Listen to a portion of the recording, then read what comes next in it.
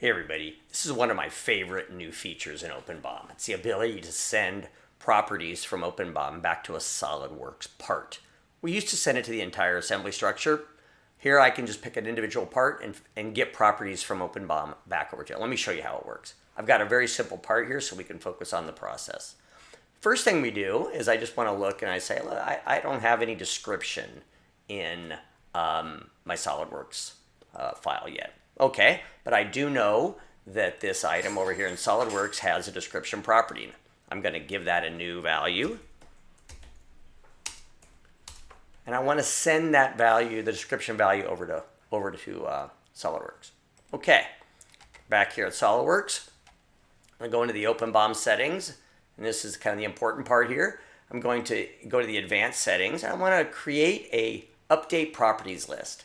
I've already created one here. It's got one thing in it called description. But this is where you tell OpenBOM which properties to bring from OpenBOM and save into SolidWorks. Again, I'm going to save description over here. Okay, terrific. And then finally, I'm going to use the Update CAD Properties button. And the OpenBOM integration has found this bracket already in OpenBOM. We know that we have it there. We know that we typed in bracket 4 for description.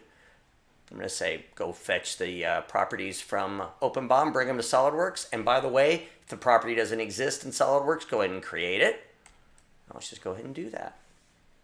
I get a little message that says, look, the description property is going to be created and updated.